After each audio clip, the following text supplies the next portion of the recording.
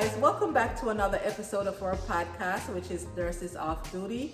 I'm one of the hosts. My name is Angie, and we have Addie over here. She's still with us, so we're doing this podcast together. And what is the discussion for today, Addie? The discussion for today is does people of color need therapy? And how do we get us to acknowledge that we need therapy? We've experienced so many traumatic experiences in our culture. Mm-hmm. How do we come to terms with the fact that we need therapy? Or removing that stigma that's associated with therapy, and it's probably black men too, because I feel like a black woman would probably more seek therapy. Recently, I think it's a new, we, as far as black women, have recently embraced getting treatment, getting therapy, talking to a therapist, as opposed to in our past where we've always thought that's for white people. We don't. Not even white people, but other races. No, we would say that's a white people thing. Oh, really? Okay. They would say that's a white people thing because we didn't have time to worry about our psyche or our mental health because we were too busy trying to survive. So I think now, lately, we've been a little bit more aware and open to the point like, look, it's not about get over it. You know, if something happened, you need help. You need professional help. Professional help, yes. Yeah. And something happened the other day where somebody who I know had a great loss, right? And I was saying to that person, I'm like, you know what? I know you've just had this great loss.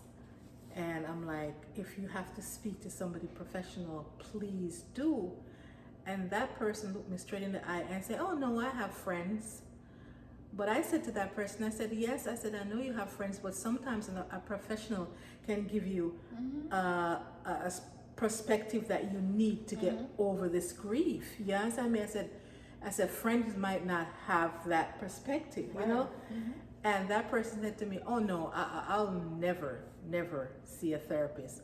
What do you say after that? I looked at that person and I said, okay, but I said, just remember I'm here if you need anything. That's all you can say, because sometimes someone is not ready to face their demons. They're not ready to face the fact that you cannot solve all your issues on your own, and that you do need some professional help, because I don't think that in our culture, and I'm not just speaking as a Haitian American, as a Jamaican American, or I think it's our people, we suffer so much that we always there was no time to grieve a loss. You know what I mean? There was no time to address that, oh, this pain is beyond me. It's about, I gotta survive. I gotta feed my kids. I gotta pay the bills. So I think the other day I heard a celebrity say something on Instagram. I don't know if it was 50 Cent or if it was what's his name? Jay-Z's ex-partner, Damian Dash, said depression is a luxury. And that means if you have time to be depressed, then it's a luxury. To me, that's from somebody that goes back to that whole mindset that we don't have time to be depressed. And the problem is depression can be deadly. But you know what? And you said that, and the only thing that came to mind, do you know that just like how you have functional alcoholism, do you know that you have people that are majorly depressed, but they think they're functioning okay, but there's other aspect of their life that is falling apart? Completely. I remember, oh my God, what is this book? Actually, it was Swat that recommended me this book. It's in my closet right now. I think it's called No More Codependent, or I started reading it, and the reality hit me so fast that I had that trait where I was codependent. You know, I had attachments, issues. You know, and you mean attachment to other people? Yes. Okay. You know, once you have this codependency on other people. And when I read the book, when I started reading the book, I said, "Oh my God, it's true." Because in this one particular couple, the husband was a raging alcoholic, you know, and to the point where she had checked out of the marriage, checked out of their intimacy. Like there was like, and he was blaming her for his, you know, for his lack of whatever.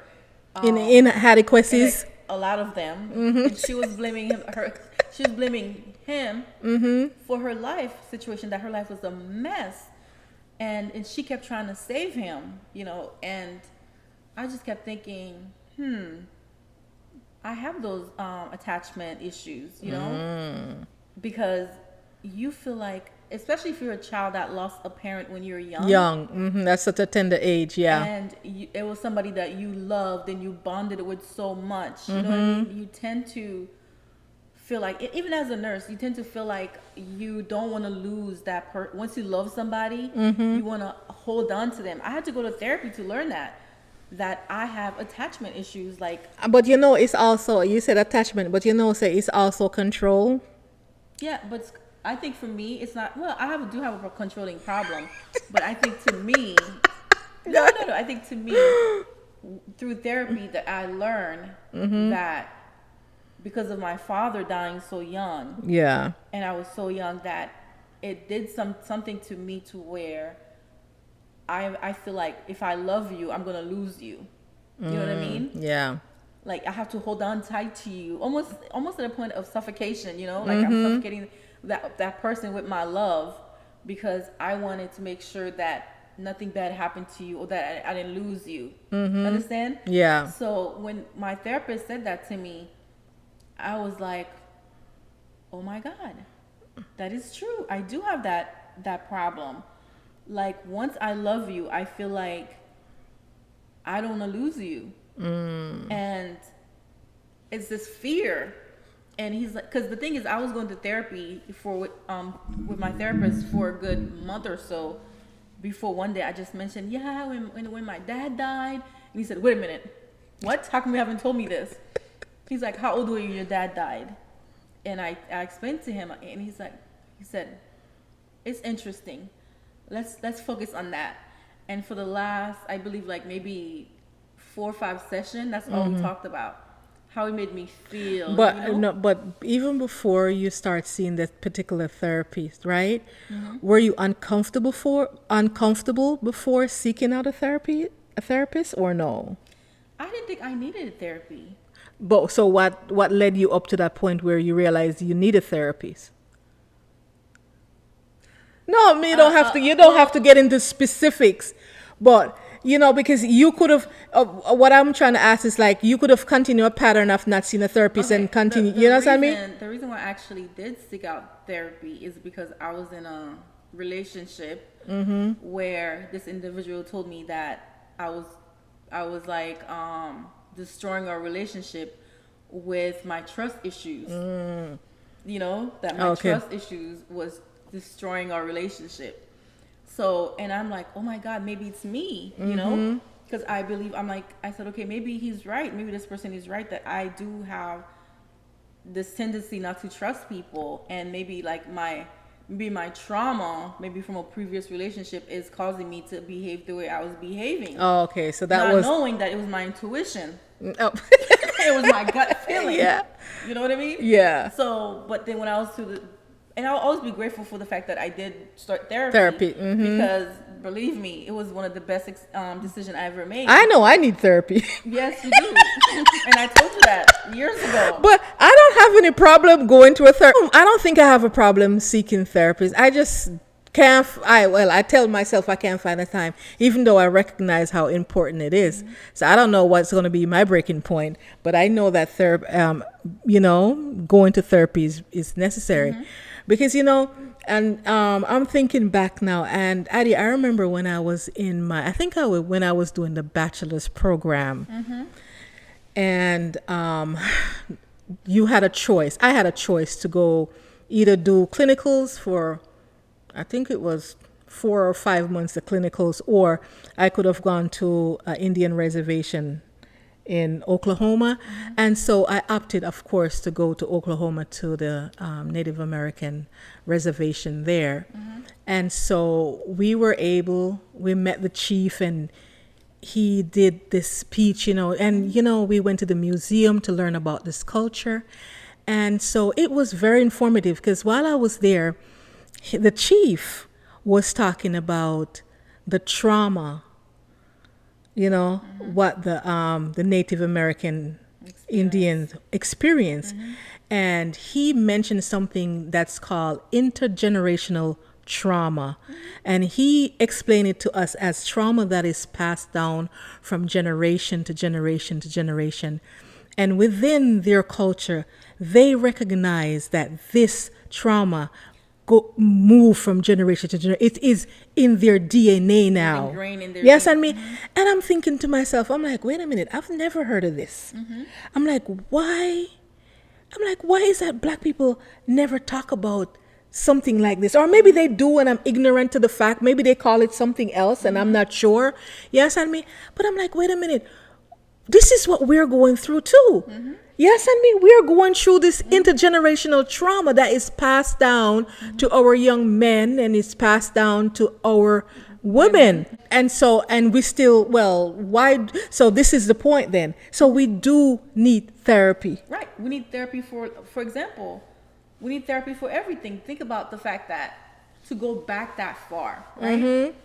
And you were in a brainwashed. You were brainwashed. Your history, for example, you didn't know the first generation that came off Africa. Remember what it felt like to be free. Imagine that the second generation, third generation, fourth, fifth, and sixth generation were all born into bondage. You know what I mean? Bondage mean you weren't even allowed to learn how to read. You weren't allowed to. Sometimes you were born and these died. things were all illegal at the time. Right. Sometimes somebody was born and died in that particular plantation. They never seen anything but the field that they were brought over to work on until the day they died. Again, now, let's say after Jim Crow, or after, let's say you had independence from the colonial power or whatever, how do you go on and try to make a life for yourself when you're constantly are pushed down to believe you're nothing? Your history was stolen from you. So there's all this trauma that's passed down. Passed down to we have not. America, we live in America. Let's say, for example, I can talk about Haiti, I can talk about other countries, but let's talk about America because that's where we live. And that's where I grew up. And I feel personally, I mean, I cannot speak as a Black American experience because I had a Haitian American experience. But for me to say that living in America, we have not done the work. Instead of doing the work to address our trauma and said, okay, this had happened to us. How do we come together as a people and address the elephant in the room that we need to talk about what happened? It is now. But some people don't even know that they're traumatized because you're born and you just live with this unknown thing.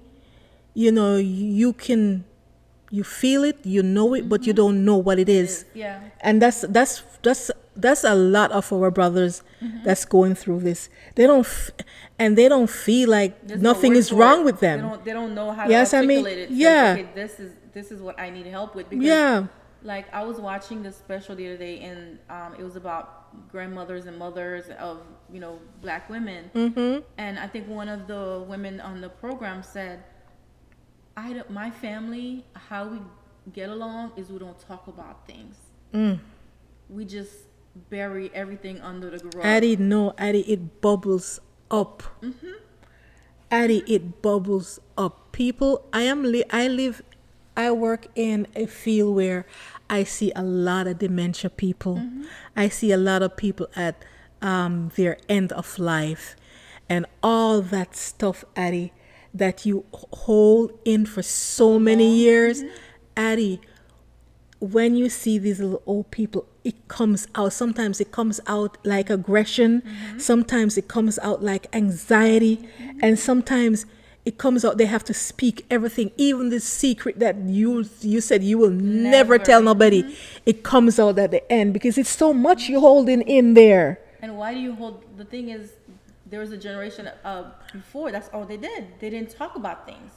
My culture is like that. Yeah, they didn't talk about what happened. Like, if you see it, even if it happened to you, It's a shame. You don't talk about It it. depends on what it is. Some people feel ashamed and don't want to talk about stuff. And even like I just saw a special the other day on TikTok. It was a South Indian girl, and she was talking about this exact topic. She said, Oh, I think I know. I saw watched, it? yeah. And she's now an advocate and she has a non-profit. I don't know, but she was saying to me is when I saw is how did a South Indian girl got adopted by a white family. Oh, no, that And wasn't the so same thing. She was Okay. talking about her experience, how, her mom was a single mom that moved from wherever, I forgot what country it was. And she came, so she came to the United States. She was a single mom of 2. I think the father had died, and the mom remarried, and the stepfather started molesting her.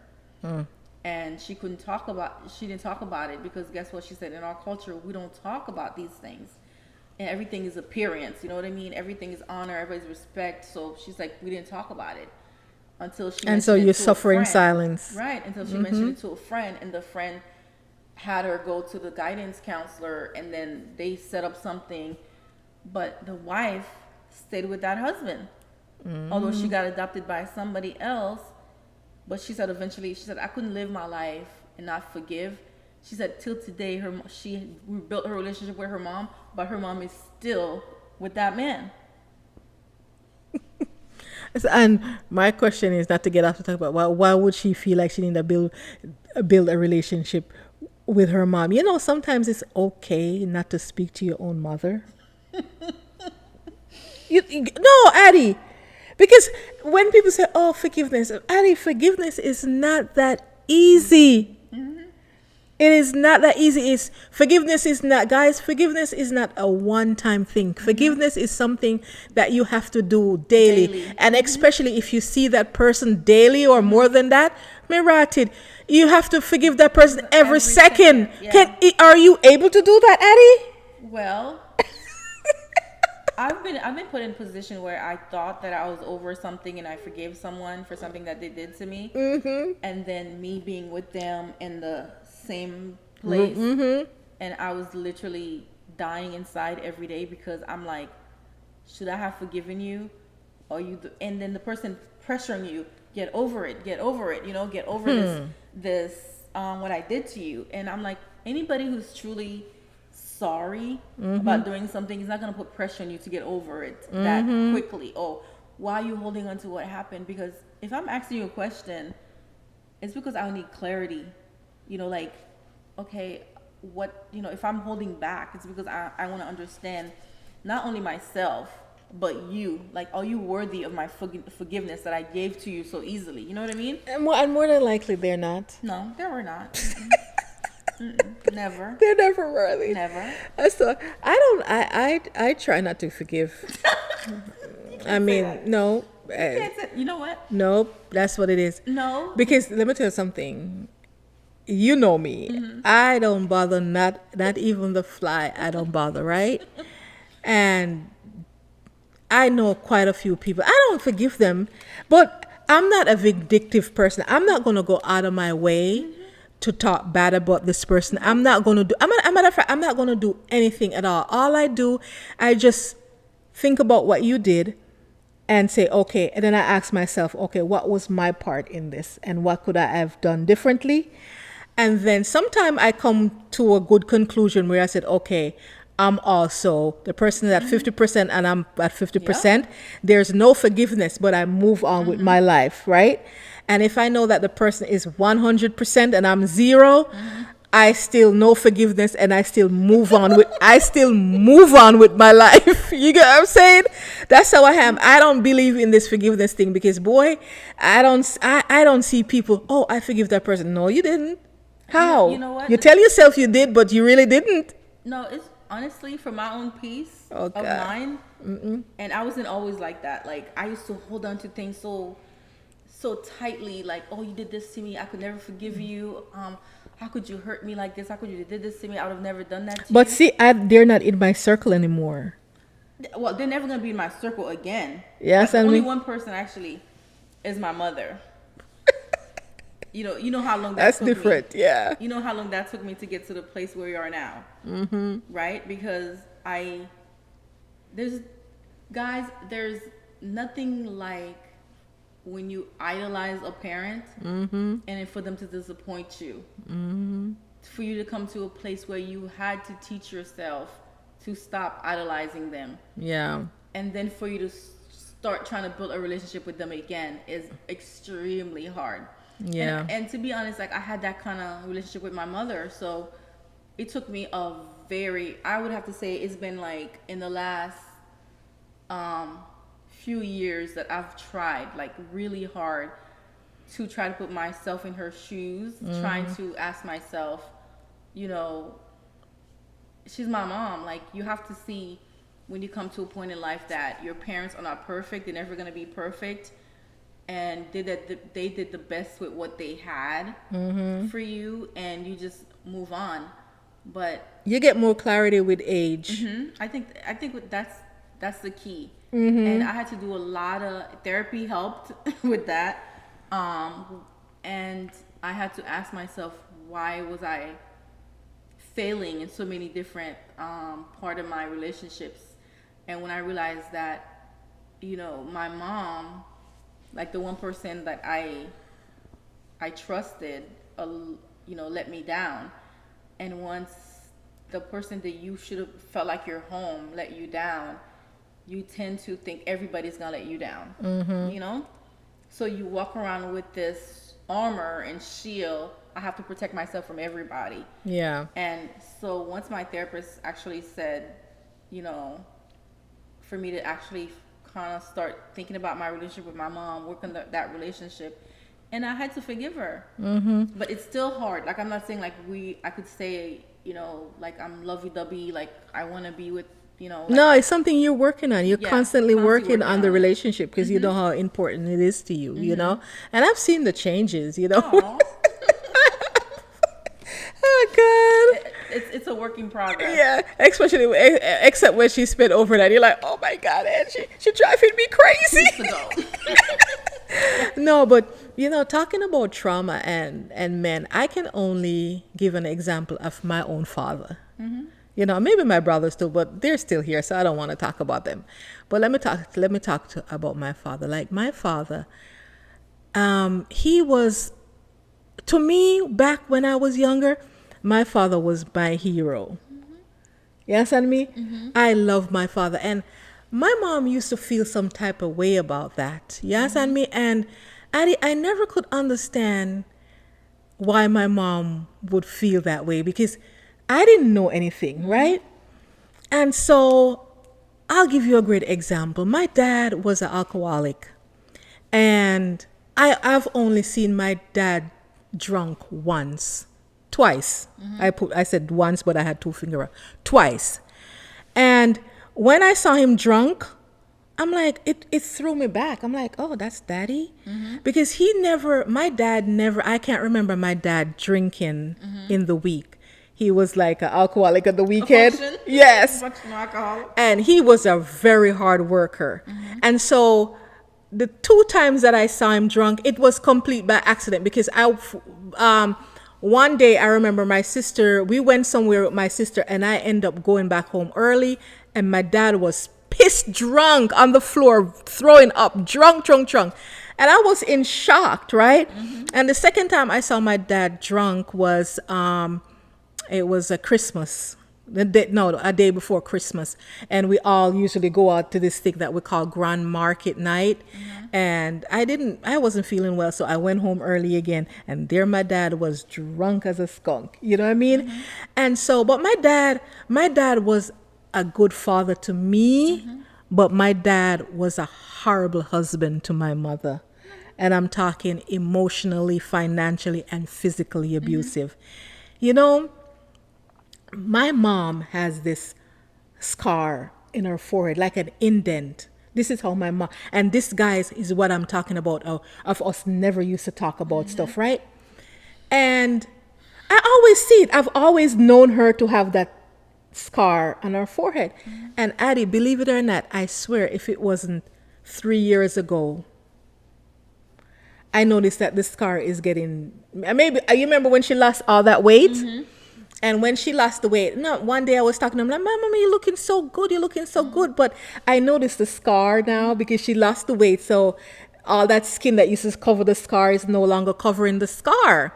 And the scar look a little bit deeper. And I said to her, basically, I'm like, why is that scar getting, it seems like it's getting deeper. And I'm pressing it. And it is obviously an indent. Like my mom has an indent in her forehead. Like when you put your finger in, you feel the concave, right? And I said to her, I'm like, my God, I'm like, what happened? And my mom said, oh, your dad did it. I'm laughing. I shouldn't be laughing. But I look at her, I'm like, what? Huh? And this is the thing, my mom never, I didn't know that my dad was physically abusive to my mom until I was, when I said in my 20s or something. Because I don't ever see, I've never seen my mom and my dad had a physical fight. Wow. Yes, and me? And these are the things my mom kept all of that stuff from me. Yes, and me? And so, and this is why she felt some type of way when she saw that love I had for my father. Yes, and me? Because, and I was trying to explain it to her one time. I'm like, it's because my mom was the breadwinner, right? So she was the one that was going out. My dad worked good money too, but he was a what do you call it? A construction worker. So it's what do you call it? Intermittent. Yeah. So he didn't work all the time. Well, my mom was the one who had the steady job and so forth and so on. So she was always out of the home because she was in hospitality and doing in a tourist area. And so, but my dad was always home. And so as a young girl, I'm coming home and my dad is always home, And my dad used to have us under this tree and used to talk to us. Like not even us, I remember me. He used to talk to me and we'll talk for hours. You know what I mean? And so, but you see that side of my dad and strangers see that loving side of my dad. Yeah. And strangers don't believe that my dad would be so cruel to my mother. He's a narcissist then.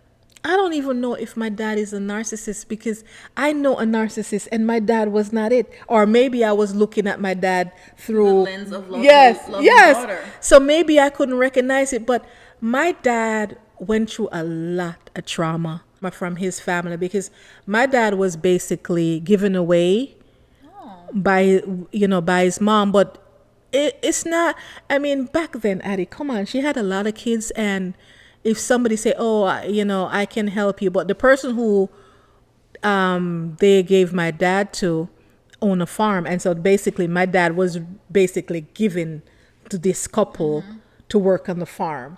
And I don't think my dad ever forgave his parents for that.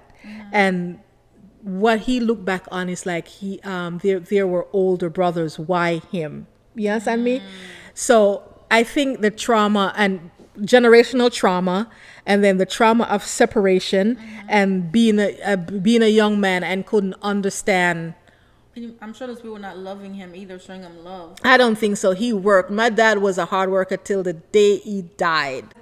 My dad had a lot of potential. And Jamaicans, Lord God, I don't even know if there's a therapist in Jamaica, Lord Jesus. Them the man, they not see therapists. I mean, so when is that?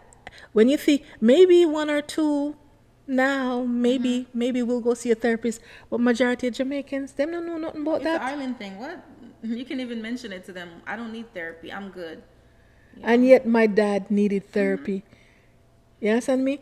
And he and thank God, he and my mom, they weren't best friends, but they became okay. in the later stage where he was the one who was building my mom house that she had.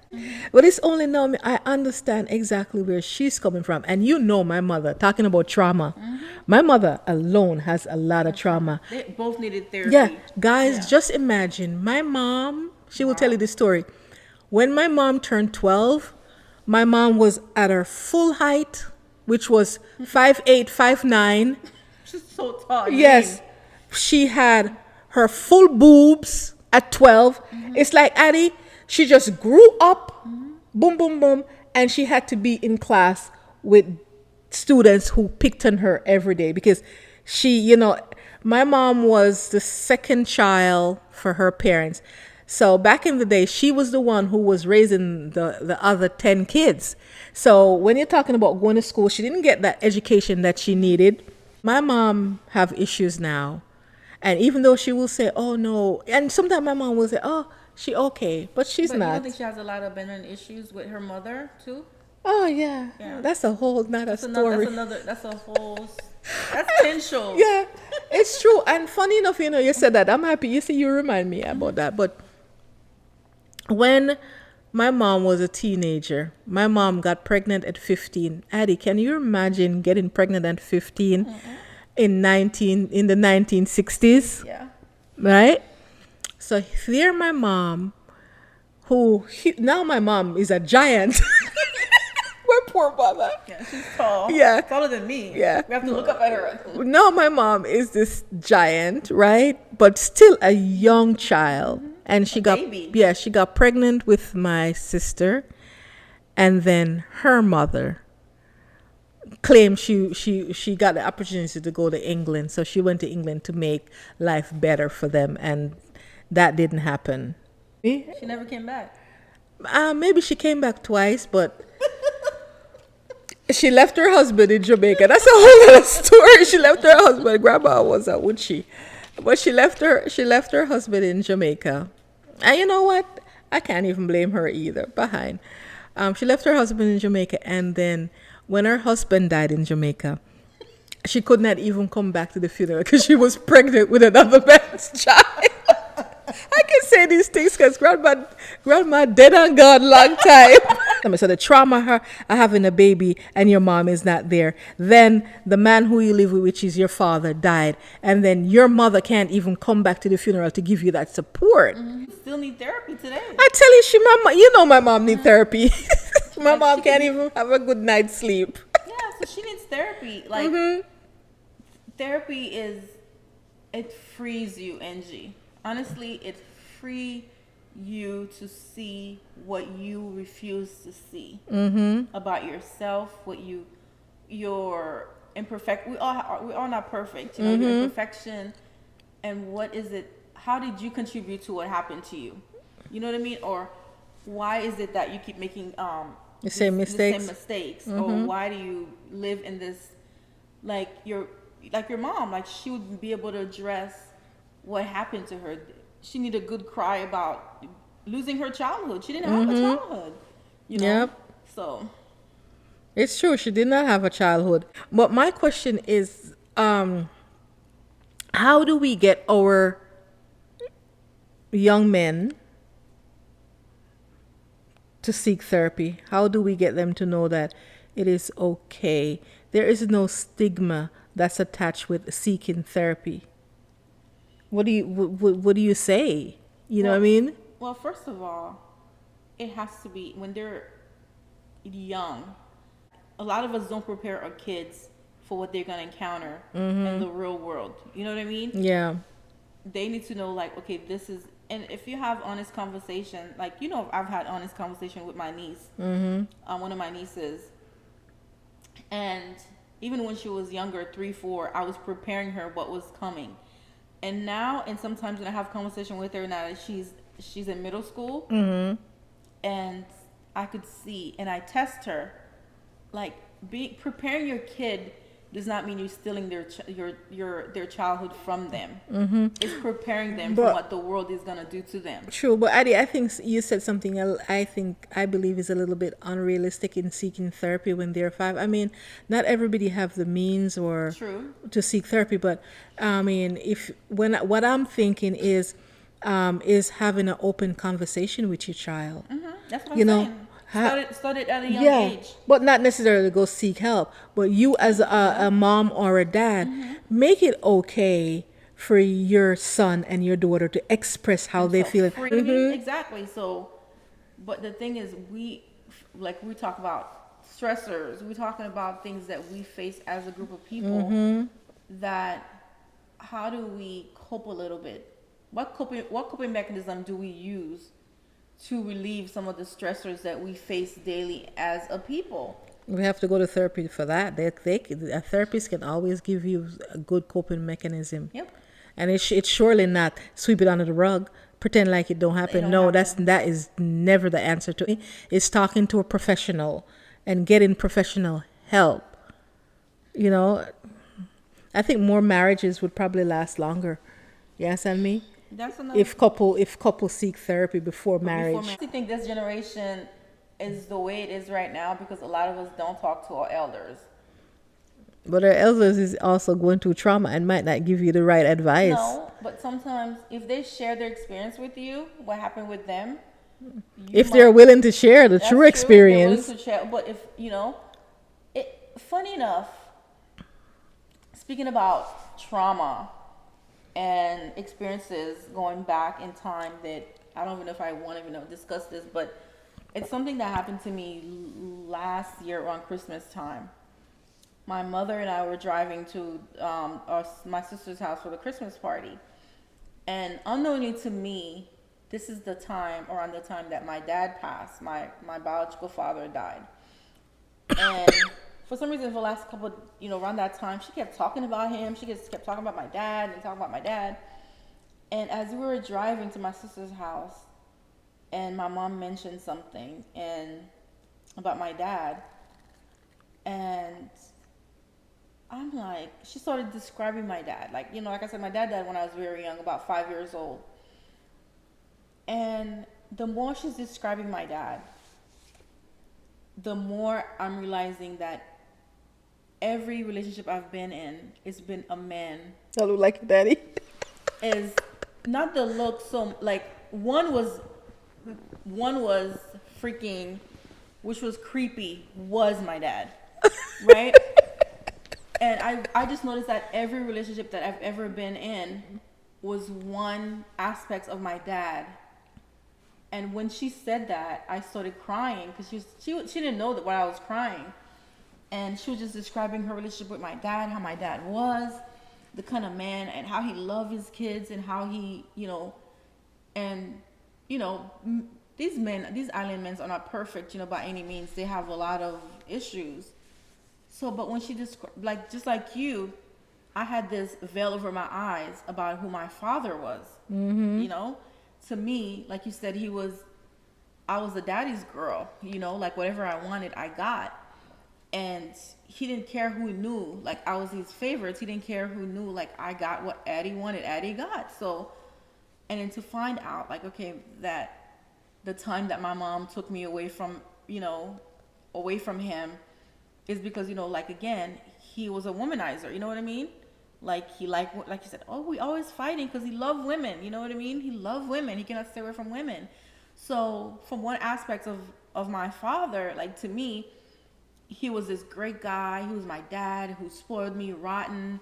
And yet he had this other part of him, you know what I mean? That I didn't see. But at the same time, how my dad died when I was 5 years old, and I felt like what I came to realization in that drive is the memory of my dad is what I always attracted. Not even I'm in my 40s to see that the men I dated, I felt, remember I told you this one person, the instant attraction, it felt like I've known him my whole life, right? Like my whole life. instantly. It was crazy. So to be in that kind of environment with not knowing, and like, is it internally, subconsciously, that I attract what I know is my first love, which was my dad, and I seek that all the time. Yep. And that was such a waking moment Breakthrough. for me. It was like my aha moment. Like, I realized that I may love my dad, but I don't have to be in love with my dad anymore. Isn't that crazy? No, it's not something. The power of a father.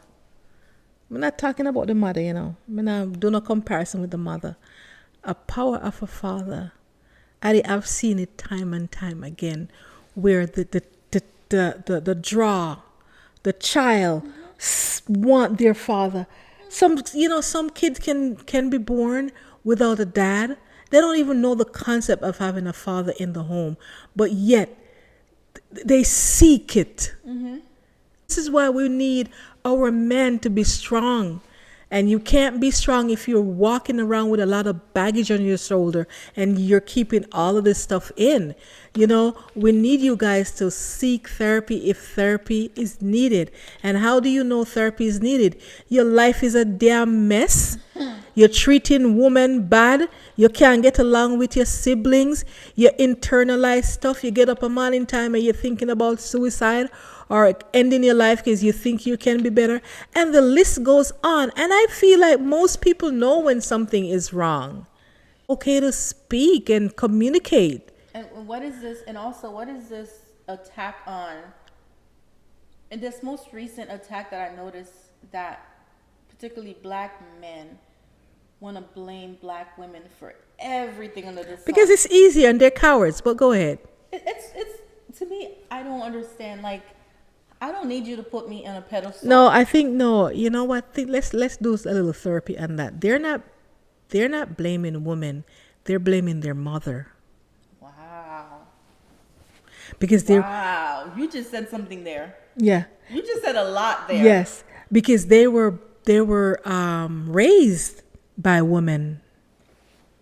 And Addie, I've seen us as women time and time again degrade our son.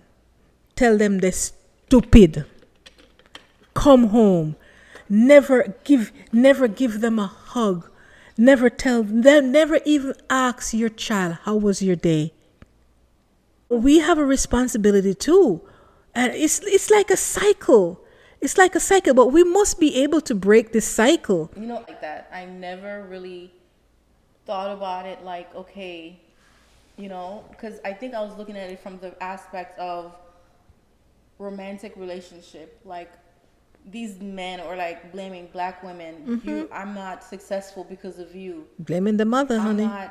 I'm not where I need. Why are you more successful than me? Why do you have more than me? I can't control you if you have more than me. I can't talk to you like I want to talk to you because you have more than me. Or, you're this, you're that. It's just, you're not. What is the word they've been using? You're too independent. I don't know any man that has a great relationship with his mom who have a bad relationship with other women. That have a good relationship. You mean? I think you said it wrong. No, like I said, I don't know a man who has a good relationship with their mom that has a bad relationship with other women. Like constantly, like on a constant basis, they're having bad relationship. No, most men who has good relationship with their mom and their sister, it's a high probability that they're going to have also good relationship with other women. I don't agree. No, okay. I mean, I'll say why. I mean, I've seen it. Like, you're right. Majority of the time, it is how you said it is. But sometimes you meet a man that idolizes his mother. For some reason, they put their mother in this above all things. And then treat every woman that comes in contact with them like, like they're crap. Like, we cannot blame the women. Like, no, I am not blaming the woman at all, because half the time the woman is doing it all by herself, and she has to do what she needs to get done so people can survive.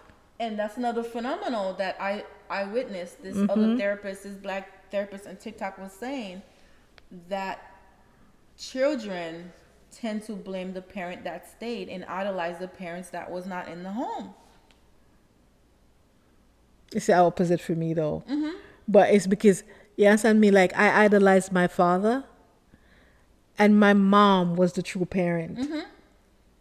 But the thing is, it's different. Your mom was still in your life. I'm talking about fathers Who left and who gone? left, turned their back, and is like, I'll see you once every couple months, every 6 months. But the parent that's home with the child, doing everything on a daily Because basis. they're the one that's doing the discipline, Addie. It's not just about the discipline. They idolize because It's true. This father, or example, it could be a woman too, but majority of the time we know It's it's the father.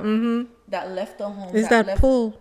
It's that pull. When you're a Yeah. child, you want your father. But listen to that though, that the father just is not really involved. The father come every couple months, and they said it's the honeymoon. And the therapist was saying it's like the honeymoon period. Honeymoon phase, And- just and- like abuse. Yeah, it's a pull. You know what I mean? You want what you reaching for it, and then but the mom who's there every day feeding you, clothing you, you detest them.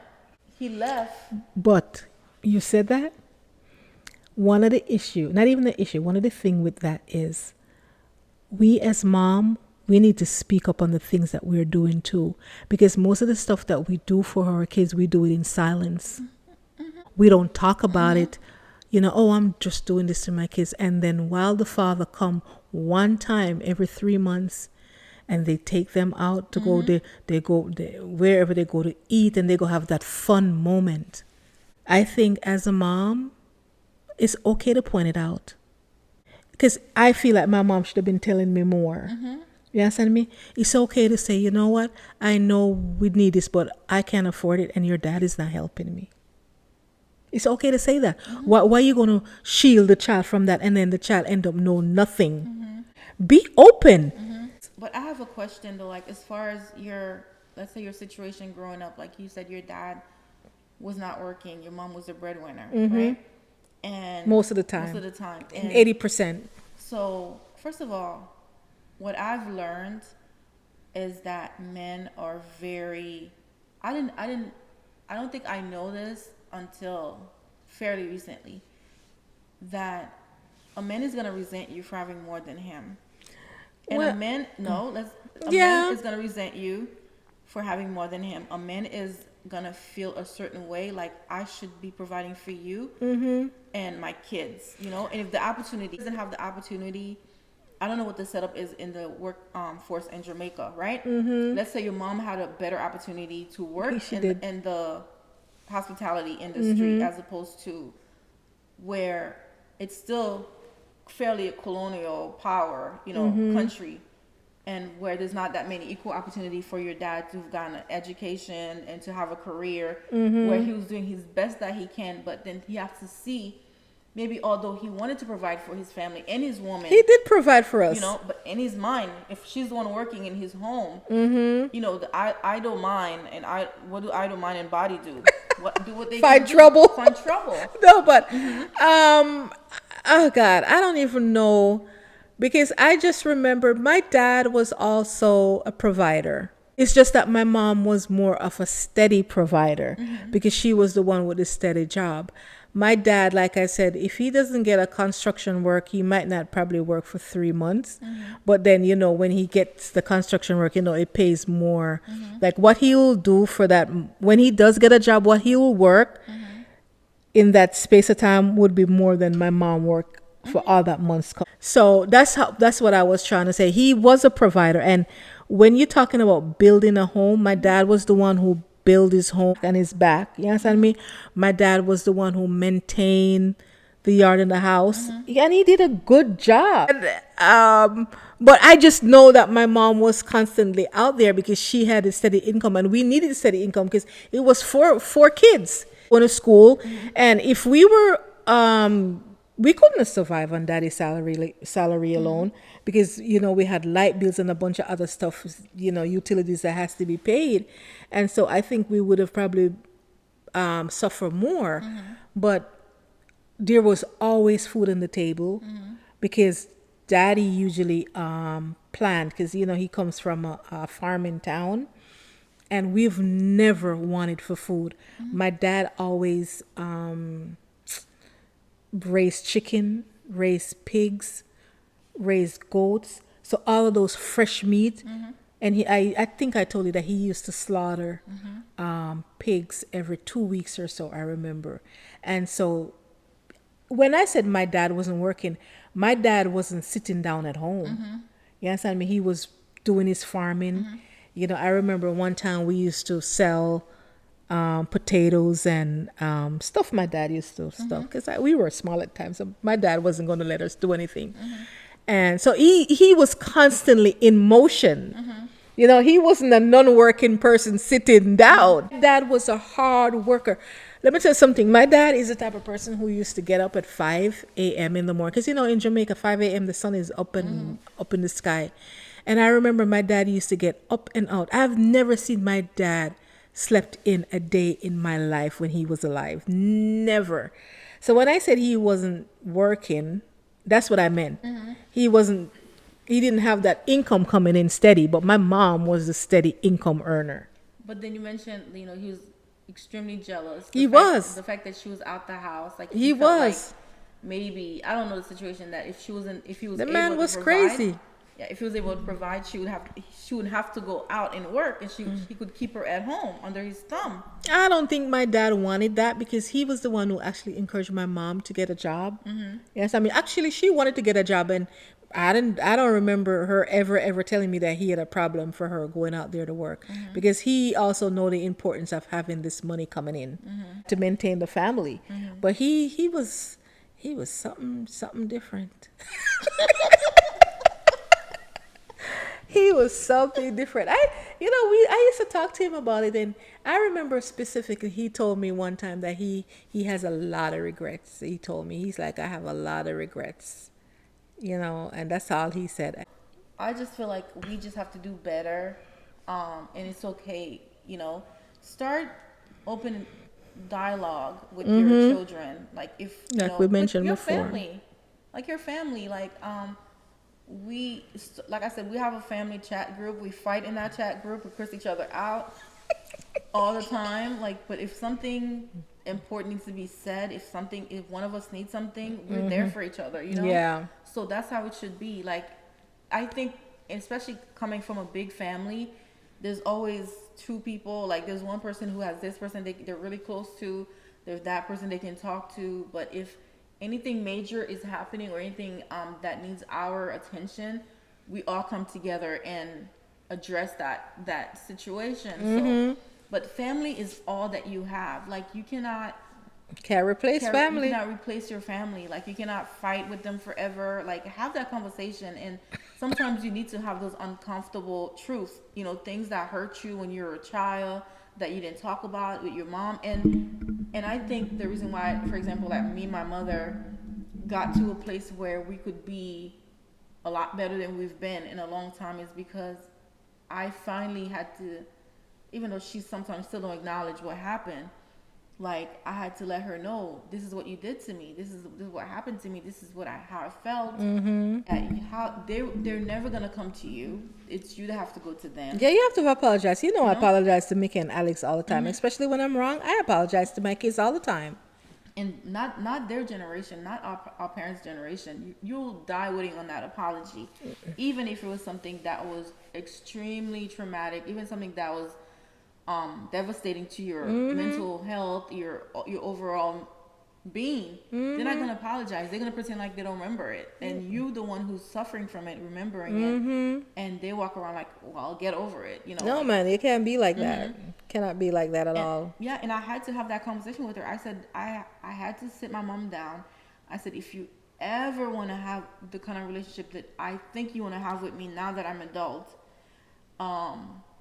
you need to acknowledge what was done to me. You need to acknowledge to me what was said to me. You need to acknowledge those things. And I cannot feel comfortable with you until I know that you notice how I felt and you're aware of it and acknowledge it.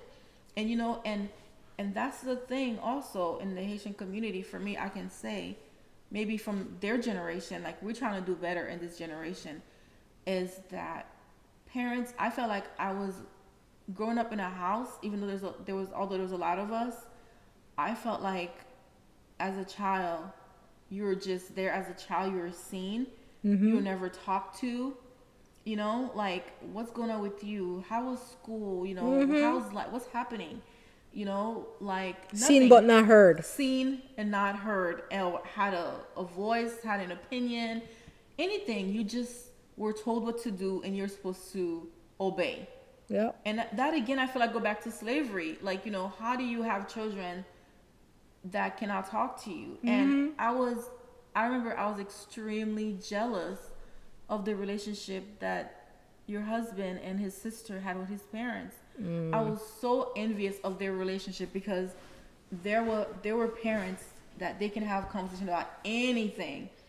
You know, they like when she would say, "Papi, can I? You know, I like this boy," and then you know, and Papi would sit there and talk to her, and I'm like, I can't even go home and have this conversation. I wouldn't dare open my mouth and say, "Well, I like no boy, hell no." Boy.